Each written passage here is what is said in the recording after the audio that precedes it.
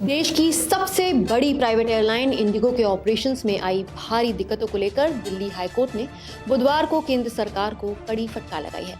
Court ने पूछा कि जब इंडिगो की फ्लाइट्स लगातार रद्द हो रही थीं और हजारों लोग एयरपोर्ट्स पर फंसे हुए थे, तब सरकार क्या कर रही थी। साथ ही कोर्ट ने सवाल किया कि 4 से 5 हजार का टिकट 30,000 तक कैसे बिक गया। दूसरी एयरलाइंस को मनमाने दाम बढ़ाने की छूट किसने दी। मुख्य न्यायाधीश देवेंद्र कुमार उपाध्याय और जस्टिस तुषार राव गेदेला की बेंच ने साफ कहा कि ये मामला सिर्फ परेशान यात्रियों का नहीं बल्कि देश की अर्थव्यवस्था से जुड़ा बड़ा मुद्दा है। कोर्ट ने कहा कि सरकार ने कुछ कदम तो उठाए, पर ये हालात बनने कैसे दिए गए। लाखों लोग एयरपोर्ट्स पर अटके रहे। आज के समय में यात्रा का सुचारू चलना अर्थव्यवस्था के लिए बहुत जरूरी है। कोर्ट ने केंद्र से कहा कि संकट पर बनी कमेटी की रिपोर्ट अगली तारीख यानी 22 जनवरी 2026 को सील बंद लिफाफे में दी जाए। डीजीसीए ने इंडिगो के सीईओ पीटर एल्बर्स को गुरुवार दोपहर 3 बजे हाजिर होने को कहा है। इसके अलावा डीजीसीए अब अपने अफसरों को इंडिगो के गुरुग्राम ऑफिस में स्थायी तौर पर बैठाएगा, ताकि रोज फ्लाइट्स कैंसिलेशन, क्रू प्रबंधन और स्टाफ की कमी की रिपोर्ट सीधे डीजीसीए को मिले। 11 एयरपोर्ट जिनमें नागपुर, जयपुर, भोपाल, सूरत, तिरुपति, विजयवाड़ा, शिरडी, कोचिन, लखनऊ, अमृतसर, देहरादून शामिल हैं, पर इंडिगो के ऑपरेशन की ऑन साइट जांच भी शुरू की गई है। इंडिगो की तरफ से वरिष्ठ वकील संदीप सेठी ने कहा कि 19 साल में पहली बार ऐसी स्थिति आई है, इसलिए सख्त कार्रवाई न हो।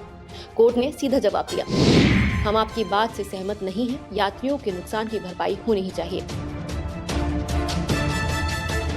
कोर्ट ने साफ कहा कि उड़ान रद्द करने के साथ साथ यात्रियों को मुआवजा भी देना पड़ेगा। जब इंडिगो ने बताया कि उनका संचालन अब 90% नॉर्मल हो गया है, तो कोर्ट ने कहा ठीक है, पर उन लोगों का क्या जो 1 हफ्ते तक फंसे रहे, इसका आर्थिक असर किसने सोचा था।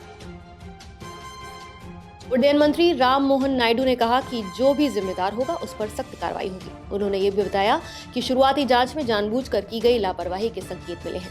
जरूरत पड़ने पर सीईओ को हटाने और एयरलाइन के परमिट पर भी कड़ा कदम उठाया जा सकता है। जांच में पता चला कि इंडिगो ने अपने विंटर स्केड्यूल में 6% ज्यादा उड़ानें जोड़ी थी, जबकि उसकी वास्तविक फ्लीट इतनी थी ही नहीं। इससे पूरा सिस्टम ओवरलोड हुआ और बड़ी संख्या में फ्लाइट्स रद्द करनी पड़ी।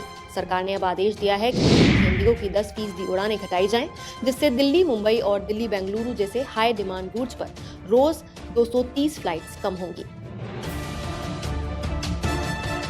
अल्पा इंडिया और पायलट यूनियंस ने भी बड़ा आरोप लगाया है कि स्केड्यूल इतना टाइट था कि पायलट थकान से टूट गए।